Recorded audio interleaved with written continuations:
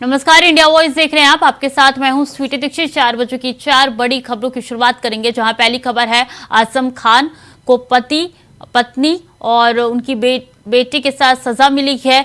बता दें कि फर्जी जन्म प्रमाण पत्र मामले में 3 लोगों को 7 साल की सजा का ऐलान हुआ है। वहीं दूसरी बड़ी खबर है सौम्या विश्वनाथन हत्याकांड मामले में हाई कोर्ट के फैसले से जुड़ी हुई, जहां सभी आरोपियों को दोषी करार दे दिया गया है। वहीं तीसरी बड़ी खबर है इजरायल और हमास के बीच चल रहे विवाद में पीएम मोदी ने कहा है कि इजरायल को यह ध्यान रखना होगा कि किसी निर्दोष की जान ना जाए। वहीं चौथी बड़ी खबर है इजरायल पहुंचे अमेरिकी राष्ट्रपति जो बाइडेन से जुड़ी हुई।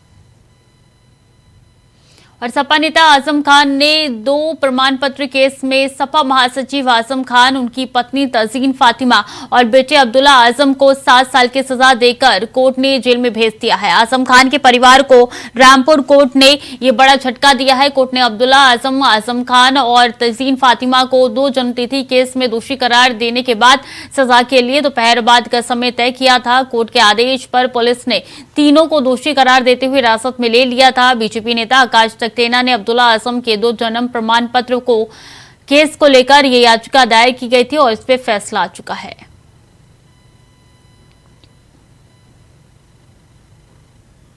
इसमें आरोपी बनाया गया था। दौरान विचारण इसमें सभी साक्ष्य पेश किए गए प्रोसिक्यूशन द्वारा और डिफेंस द्वारा भी अपनी सफाई पेश की गई। अदालत ने आज जजमेंट सुनाया है। तीनों लोगों को इसमें दोषी मानते हुए दोष सिद्ध किया गया है और सजा के मामले में भी कन्विक्शन के पॉइंट पर सुनने के बाद उन्होंने मैक्सिमम 7 साल का पनिशमेंट दिया है। इसके अलावा 3 साल का पनिशमेंट है और लगभग 15,000 रुपए जुर्माना है। सभी सजाएं एक साथ चलेंगी और आज ये सजा खुले न्यायालय में न्यायाधीश श्री शोभित बंसल द्वारा सुनाई गई है। कौन कौन आरोपी है इसमें मोहम्मद आजम खान, श्रीमती तंजीन फातिमा और मोहम्मद अब्दुल्ला आजम। अरुण प्रकाश सक्सेना, पूर्व डीजीसी क्रिमिनल।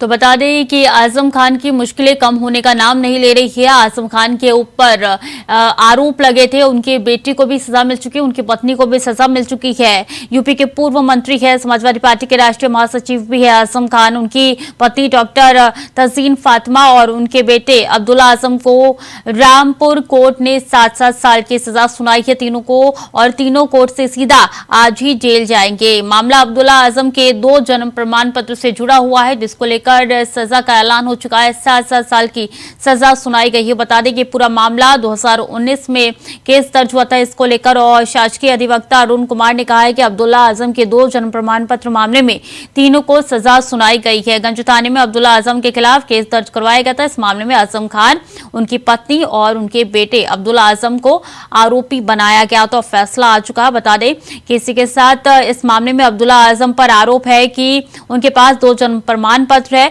जिनमें से एक जन्म प्रमाण पत्र जनवरी 2015 में लखनऊ नगर पालिका से बनवाया गया था और दूसरा रामपुर का है, जो 28 जून 2012 को रामपुर नगर पालिका से बनाया है। उन पर इन जन्म प्रमाण पत्रों का समय समय पर अपनी सुविधा के अनुसार इस्तेमाल किए जाने का आरोप लगा था, जिसपे फैसला आ चुका है। इसी के साथ बता दें कि अब्दुल्ला आजम खान पर पहले भी जन्म प्रमाण पत्र के आधार पर पासपोर्ट प्राप्त करने और विदेशी दौरे करने और दूसरे प्रमाण पत्र का उपयोग सरकार से संबंधित उद्देश्यों के लिए करने का आरोप लगाया गया है। और ऐसे में आरोप सिद्ध के बाद अब देखिए 7 साल की सजा आजम एंड फैमिली को हो चुकी है।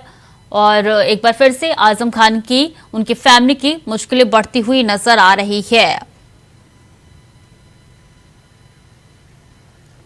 तो 3 लोगों के खिलाफ केस दर्ज हुआ था और फैसला आ चुका है। आजम खान और उनकी पत्नी, उनके बेटे को 7 साल की सजा सुनाई गई है और इसी के साथ कोर्ट से सीधे जेल के लिए रवाना हो जाएंगे। तीनों के तीनों समाजवादी पार्टी के सीनियर नेता है आजम खान और कोर्ट से बड़ा झटका उनको लगा है। रामपुर के एमपी एमएलए कोर्ट ने फेक बर्थ सर्टिफिकेट केस में आजम खान, उनकी पत्नी तंजीन फातिमा और उनके बेटे अब्दुल आजम को दोषी करार देते हुए 7 साल की सजा सुनाई है। और इसी के साथ बता दें कि तीनों को अब कोर्ट से सीधे जेल ले जाया जाएगा। तो फेक बर्थ सर्टिफिकेट का ये केस 2017 के यूपी विधानसभा चुनाव से जुड़ा हुआ है। तब अब्दुल्ला आजम ने रामपुर के स्वार विधानसभा सीट से सपा की टिकट पर चुनाव लड़ा था और इस चुनाव में उनकी जीत भी हुई थी, लेकिन चुनावी नतीजों के बाद उनके खिलाफ हाई कोर्ट में केस दाखिल कर दिया गया था। उन पर आरोप था कि अब्दुल्ला आजम ने चुनावी फॉर्म में जो उम्र बताई है असल में उनकी उतनी उम्र नहीं है, जिसके बाद से 2019 में केस दर्ज हुआ था।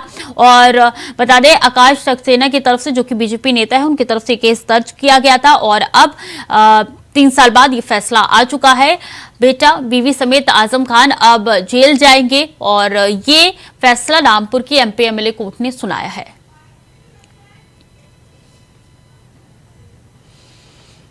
नितिन चौधरी इसी खबर पर ज्यादा जानकारी के साथ जुड़ चुके हैं। नितिन, 2019 में केस दर्ज हुआ था, 3 साल बाद फैसला आ चुका है, आगे क्या कुछ स्टेप रहने वाला है यहाँ पे? देखिए सूटी, बिल्कुल समाजवादी पार्टी के सीनियर नेता हैं आजम खान, उसके बेटे को जुड़ा एक मामला सामने आया। बता दें कि फर्जी सर्टिफिकेट बनवाने का ये मामला आया था। बताया जा रहा था लगातार जिस तरीके से 2019 में एक केस दर्ज कराया गया था और केस में जो है साफ तौर पे जो उम्र थी उनकी जो है काफ़ी कम बताई जा रही थी। जिस समय उस विधानसभा सीट से इन्होंने चुनाव लड़ा था, लेकिन उसे फिर रद्द कर दिया गया।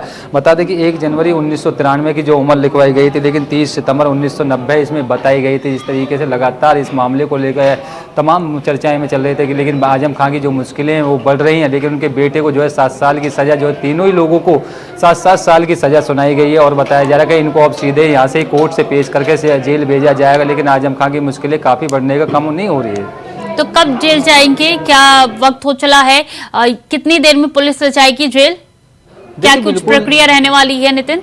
देखिए बिल्कुल, जिस तरीके से लगातार मामला जो है कोर्ट में चल रहा था, कोर्ट में चलने के बाद ही उसके बाद जब आज इस मामले की सुनवाई हुई तो आज इस तरीके से देखा जा रहा था कि कोर्ट ने एमपी एमएलए कोर्ट ने इस मामले की सज़ा सुनाई है। लेकिन उसके बाद कहा जा रहा है कि उनको जो है आज शाम तक ही कहीं ना कहीं तीनों लोगों को जेल जाया जाएगा। 7-7 साल की सज़ा सुनाई गई है। फातिमा जो उनकी पत्नी आजम खां की, उनको भी 7 साल की सज़ा सुनाई गई है। अब्दुल्ला आजम है, उसको भी जो है 7 साल की सज़ा सुनाई गई और आजम खां को सज़ा सुनाई गई, क्योंकि आजम खां पहले जब जेल से निकले थे तो उसने साफ तौर पर चुनाव लड़ाया था। उनके बाद उनकी जो सारी सर्टिफिकेट थे उनको फर्जी बताया गया था, लेकिन उनकी जो विधानसभा सीट से आजम खान चुनाव लड़ते थे, लेकिन वहाँ से जो आकाश सक्सेना है भारतीय जनता पार्टी के, वो जीत हासिल की थी लगातार। उस पर जो है उसके बाद तमाम ये मुद्दे चलते रहे, लेकिन आजम खान की मुश्किलें कम होने का नाम नहीं ले रही। लगातार समाजवादी पार्टी को एक बड़ा झटका भी मान के चल सकते हैं कि झटका लग सकता है। 2024 का चुनाव नज़दीक है, क्योंकि मुस्लिम समुदाय के लोगों की जो है काफ़ी वहाँ पर अहम भूमिका रहती है। इतनी पब्लिक जो है समुदाय के लोग हैं, तो अब इसमें देखना होगा कि आजम खान के जाने के बाद 7-7 साल की सज़ा और अब समाजवादी पार्टी को कितनी मुश्किलें का झेलना पड़ सकती हैं।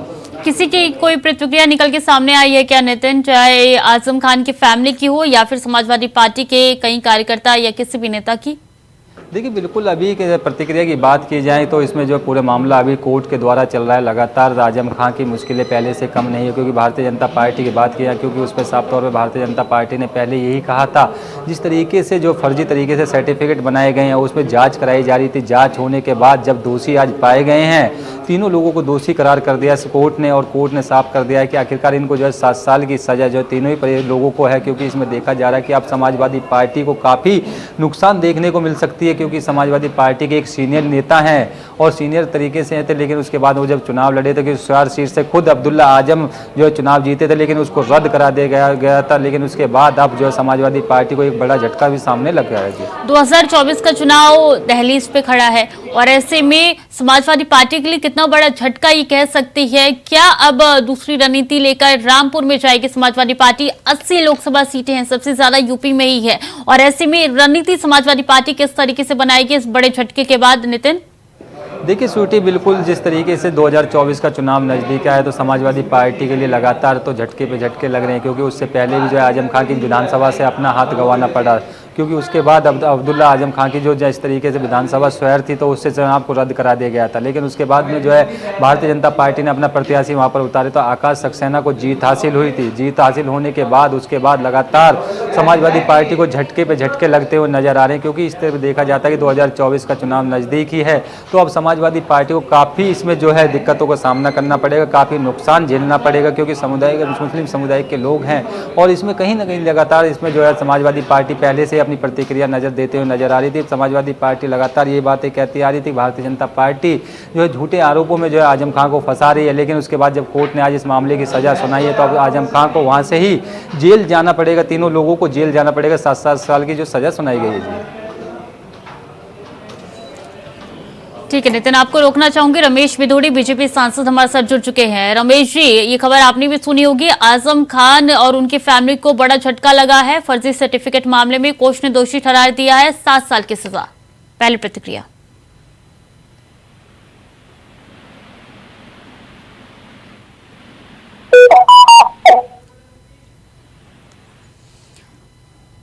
तकनीकी खामियां दोबारा जोड़ने का प्रयास करेंगे। और इस बीच देखिए, बेटा बीवी समेत आजम खान 7 साल के लिए जेल जाएंगे और फर्जी जन्म प्रमाण पत्र का ये पूरा मामला है।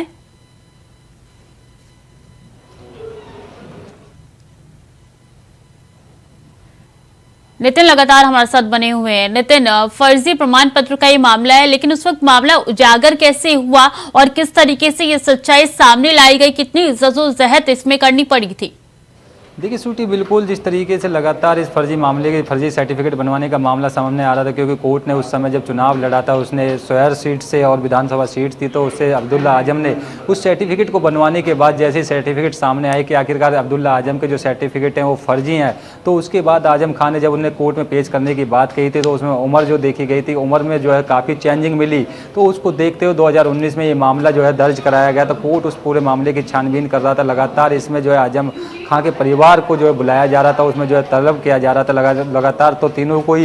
लेकिन अब जब मामला ये सामने उठ के आया कि आखिरकार अब्दुल्ला आजम की इतनी उम्र कम है, क्योंकि बताया जा रहा था कि जो पहले फर्जी सर्टिफिकेट बनवाया था उसमें 30 साल की नज़र आ रही थी, लेकिन जो शुरू का सर्टिफिकेट था उसमें 30 साल की जो उम्र थी उसमें लगातार नज़र नहीं आ रही। तो उसको जो है देखा जा रहा था कि आखिरकार इसने बड़े मामला हो गया।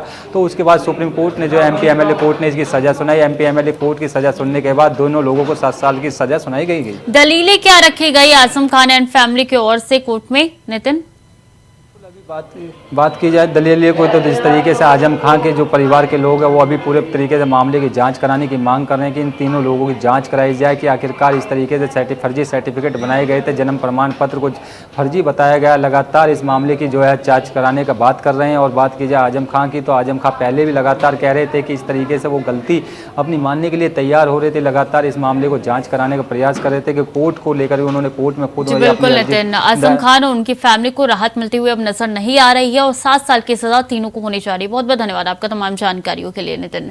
तो देखिए, बेटा बीवी समेत आजम खान को 7 साल की सजा का ऐलान हो चुका है और ऐसे में तीनों 7 साल की सजा के जेल भेजे जाएंगे।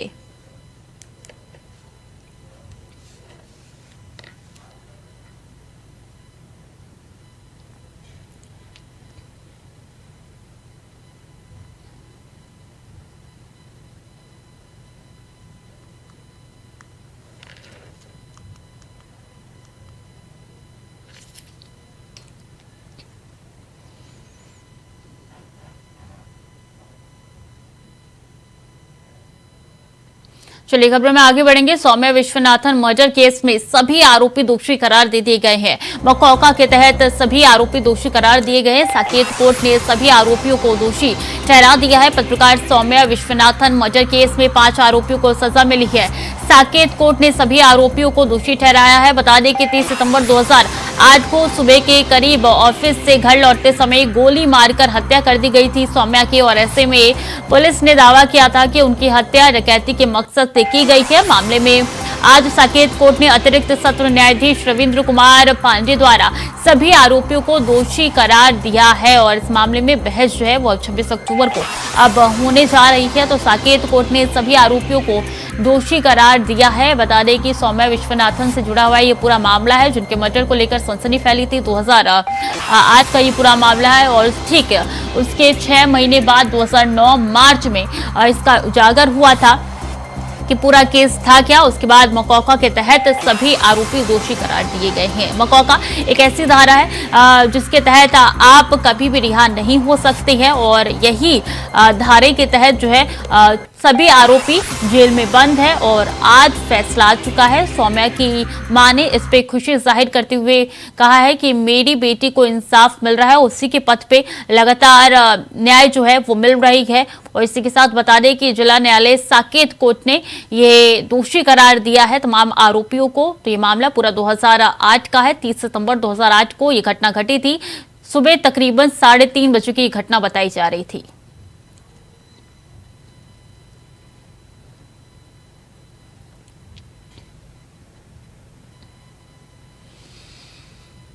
अजीत कुमार ज्यादा जानकारी के साथ दिल्ली से जुड़ चुके हैं। अजीत, 2008 का ये पूरा मामला है, हालांकि इंसाफ मिलते मिलते वक्त हो गया है, लेकिन अंत में इंसाफ मिला है।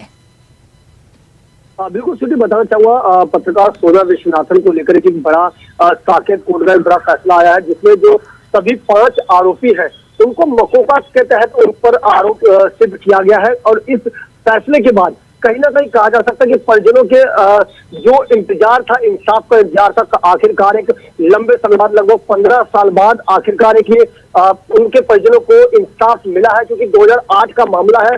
बताना चाहूंगा बीते 30 सितंबर 2008 की बात है, जब देर रात को लगभग 3:30 बजे पत्रकार सौम्या विश्वनाथन जब आ रही थी तो वसंत कुंज इलाके में उनकी गोली मारकर हत्या कर दी गई थी, जिसके बाद पूरा का पूरा मामला शुरू हुआ और लंबी लड़ाई लड़ी गई और आखिरकार 15 साल बाद परिवार को ये इंसाफ मिला है। मकौका के तहत 5 आरोपियों को, जो सभी 5 आरोपी हैं, उन पर दोषी करार दिया है। मकौका के तहत उन पर आगे की कार्रवाई की जाएगी। अगली सुनवाई कब होगी सजा पे बहस के लिए? अगली सुनवाई की तारीख अभी सामने नहीं बताई गई है, लेकिन ये अब साफ हो गया है कि कहीं ना कहीं तस्वीर साफ है कि अब जो आरोपी है वो मकौका के तहत जो कार्रवाई होती है, क्योंकि जिस तरीके से सबसे बड़ी जो इसमें अगर मैं बात करूं तो जमानत ना मिला, क्योंकि मकौका के तहत मकौका एक ऐसा मामला है जो केवल दिल्ली और महाराष्ट्र में ही ये केस चल रहा है और इसके अलावा कहीं भी मकौका जो केस है वो लागू नहीं होता है। सबसे पहले महाराष्ट्र में इसकी शुरुआत की गई थी, जिसके बाद दिल्ली में इसको लागू किया गया था और उसी के तहत ये कार्रवाई की गई है। अब ये साफ है कि कहीं ना कहीं जो आरोपी है वो अब सलाखों के पीछे होंगे। जब ये पूरा हत्याकांड हुआ था उसके कितने दिनों बाद आरोपियों को पकड़ा गया था और क्या उन 5 आरोपियों का बयान निकल के सामने आया है? उनका क्या कुछ कहना है इस पूरे मामले पर? बिल्कुल सिटी बताना चाहूंगा, जब ये पूरा मामला आया, नेल्सन मंडेला मार्ग है जहां पर पुलिस को पत्रकार सौम्या विश्वनाथन की जो शव है, डेड बॉडी वो मिली थी, उसके बाद लगातार ये मामला जो है काफी चर्चा में भी रहा था, जिसके बाद पुलिस ने लगातार धीरे धीरे करके पूरे आरोपियों को गिरफ्तार किया। 5 आरोपी से शामिल थे और एक लंबी सुनवाई के बाद 5 आरोपी पर आखिरकार कोर्ट ने एक बड़ा अहम फैसला सुनाया है। दिल्ली की साकेत कोर्ट ने ये फैसला सुनाया है और कहीं ना कहीं परिवार अब खुशी के माहौल में दिखाई दे रहा है। जी बिल्कुल, एक लंबा संघर्ष यहाँ पे देखिए अजीत, सौम्या के परिवार वालों का देखने को मिला और ऐसे में क्या उनके माता पिता की प्रतिक्रिया निकल के सामने आई है? पिता का क्या कुछ कहना है इस पूरे मामले पर? बिल्कुल बताना, पूरा परिवार ही इस समय खुशी के माहौल में। हालांकि परिवार के अंदर वो दुख जरूर देखने को मिल रहा है कि 15 साल की एक लंबी लड़ाई उन्होंने लड़ी है, जो कि एक बहुत बड़ा समय होता है, 1.5 दशक का जो समय है। और इस बीच उन्होंने जिस तरीके से, क्योंकि उनकी जो बेटी है लगातार पत्रकारिता कर रही थी और उसके बाद देर रात को गोली मार करके हत्या कर दी जाती है, तो कहीं ना कहीं एक परिवार के जो गम के माहौल में था, आज आखिरकार वो उनके आंखों में जो आंसू है वो खुशी के आंसू है, क्योंकि उन्हें इंसाफ मिला है कि आरोपी के खिलाफ जो सजा का जो ऐलान है वो हो चुका है। कोर्ट ने आखिरकार अपना फैसला सुनाया है, तो अब परिवार काफी एक खुशी के माहौल में है और एक उम्मीद जो थी वो आखिरकार उनकी पूरी हुई है। क्या लगता है अजीत, इस पूरे मामले पे उम्र कैद होगी या फांसी की सजा सुनाई जाएगी? क्या कहते हैं आपके सूत्र? बिल्कुल, मैं आपको बताना चाहूंगा जिस तरीके से पूरा का पूरा जो मकौका का जो केस होता है, सबसे बड़ी बात मैं बताना चाहूंगा, ये ऐसे आरोपों के खिलाफ होता है जो अंडरवर्ल्ड या इस तरीके के जो आरोप अपराधों से जुड़े होते हैं। अब ऐसे में ये कहीं ना कहीं संगीन मामला था, पत्रकार को गोली मारकर हत्या करने का मामला था, 5 आरोपी थे। अब इसमें तो कहीं ना कहीं जो सजा है वो निश्चित तौर पर कहा जा सकता है। हालांकि अभी हम कुछ भी कह पाए, वो शायद जल्दबाजी होगी, सजा फांसी की होगी या फिर उम्र कैद होगी, लेकिन निश्चित तौर पर कहा जा सकता है कि जो भी सजा होगी वो परिवार उसे मंजूर करेगा और परिवार उसमें काफी हद तक खुशी भी जताएगा। परिवार वालों की क्या मांग है दोनों में से? और देखिए, परिवार वालों की जो मांग थी कि उन्हें इंसाफ मिले, और कहीं ना कहीं अब परिवार वालों को इंसाफ मिलता हुआ साफ दिखाई दे रहा है। तो परिवार वालों की अगर बात करें तो फिलहाल अभी वो तो शुरू से ही कहीं ना कहीं फांसी की सजा की मांग कर रहे थे, लेकिन अगर जो भी सजा होती है परिवार काफी हद तक उसमें खुशी जाहिर कर रहा है। जी बिल्कुल अजीत, बहुत बहुत धन्यवाद आपका तमाम जानकारियों के लिए, तमाम जानकारी हम तक पहुंचाने के लिए।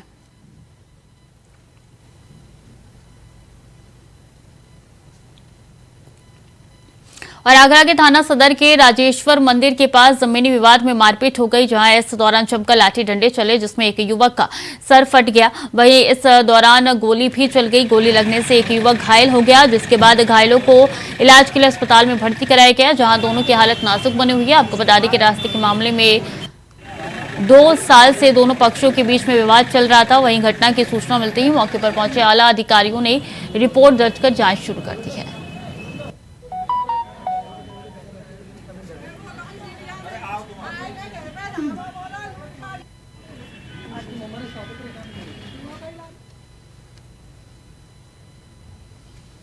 रायबरेली के डी थाना क्षेत्र में 2 पक्षों में जमकर लाठी डंडे चले, जहां महिलाएं भी आमने सामने भिड़ती हुई नजर आई, जिसका वीडियो वायरल हो रहा है। बता दें कि मारपीट का वीडियो 12 अक्टूबर का बताया जा रहा है। तो वहीं पुलिस ने दोनों पक्षों की तहरीर पर मुकदमा दर्ज कर लिया है, जांच पड़ताल में जुट गई है।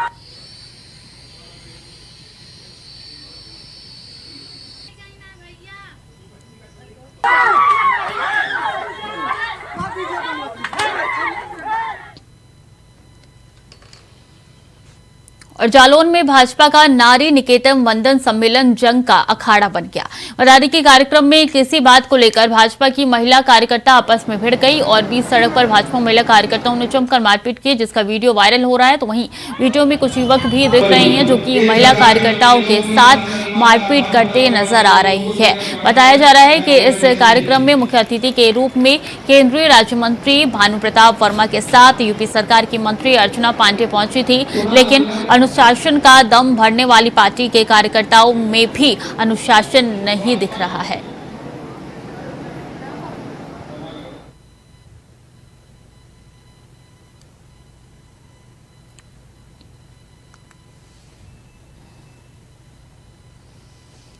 और रायबरेली से भीषण सड़क हादसे का मामला सामने आया है। बता दें कि हादसे में एक युवती की मौके पर ही दर्दनाक मौत हो गई। तेज रफ्तार ट्रक ने बाइक सवार को कुचल दिया। इस दौरान बाइक पर बैठी बालिका ट्रक की चपेट में आ गई, जिससे उसकी मौके पर ही मौत हो गई। साथ ही सूचना मिलते ही पहुंची पुलिस ने शव को कब्जे में लेकर पोस्टमार्टम के लिए भेज दिया है। मामला दर्ज कर आगे की कार्रवाई शुरू कर दी है।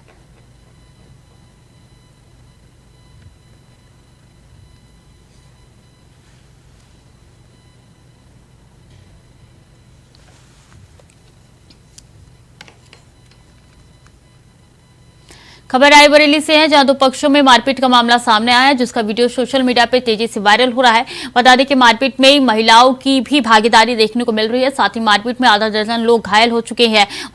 बता दें कि जमीन विवाद को लेकर मारपीट की गई है। सूचना मिलते ही मौके पर पहुंची पुलिस ने दोनों पक्षों की तहरीर पर मुकदमा दर्ज कर लिया है। आगे की जांच पड़ताल में जुट चुकी है पुलिस। पूरा मामला डी थाना क्षेत्र का बताया जा रहा है।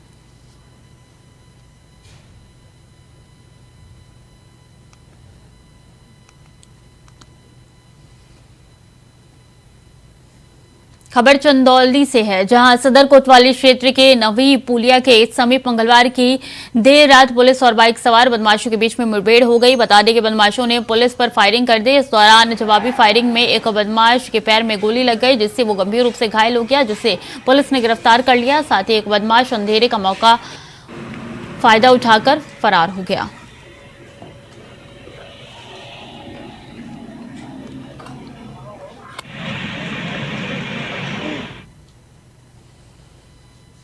चंदौली के शाहबगंज थाने में मंगलवार की देर रात शाम एक युवक पर धारदार हथियार से हमले करने का मामला सामने आया। बता दें कि जिसके चलते युवक गंभीर रूप से घायल हो गया। साथ ही मौके पर पहुंची पुलिस ने युवक को अस्पताल में भर्ती कराया। इस दौरान चिकित्सकों ने चेकअप के बाद युवक का मृत घोषित कर दिया।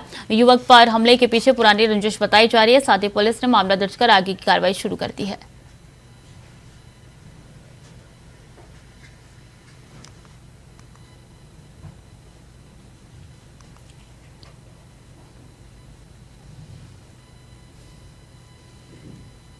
हमीरपुर में शॉर्ट सर्किट से दुकानों में आग लगने का मामला सामने आया है। बता दें कि आग ने देखते ही देखते विकराल रूप धारण कर लिया। इस दौरान आग की चपेट में कई दुकानें आ गई। साथ ही आग लगने से मोहल्ले में हड़कंप मच गया। मौके पर पहुंची दमकल की गाड़ियों ने कड़ी मशक्कत के बाद आग पर काबू पाया।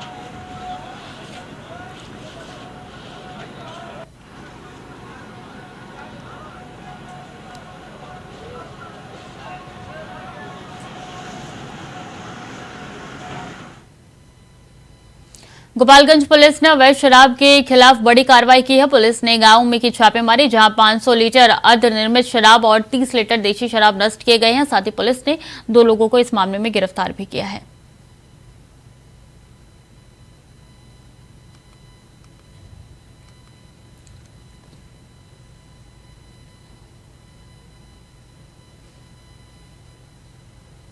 खबर अलीगढ़ से है, जहां पोखर में अधेड़ व्यक्ति का शव मिलने से सनसनी फैल गई। वहीं परिजनों ने पुरानी रंजिश के चलते हत्या का आरोप लगाया। सूचना मिलते ही मौके पर पहुंची पुलिस ने शव को कब्जे में लेकर पोस्टमार्टम के लिए भेज दिया है। घटना हरदुआगंज थाने इलाके के जटपुरा की बताई जा रही है।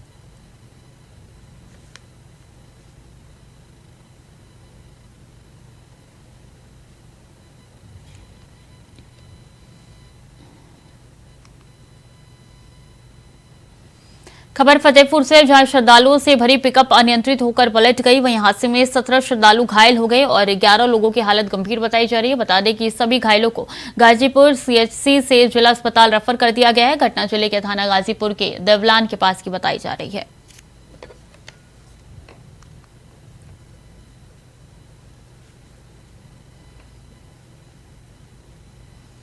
जालौन के कोतवाली क्षेत्र के जिला महिला अस्पताल में 2 दिन की नवजात बच्ची की मौत हो गई, जिसके बाद गुस्साए परिजनों ने डॉक्टरों पर लापरवाही का आरोप लगाते हुए मारपीट की। बता दें कि एसएमओ सिटी मजिस्ट्रेट के साथ ही सीओ सदर मौके पर पहुंचे और बच्ची के परिजनों को समझा बुझाकर मामले को शांत कराया, जिसके बाद बच्ची के शव को कब्जे में लेकर पोस्टमार्टम के लिए भेजा गया। साथ ही डॉक्टरों के मारपीट के साथ 2 आरोपियों को हिरासत में लिया गया है, जिसने डॉक्टरों के साथ मारपीट की।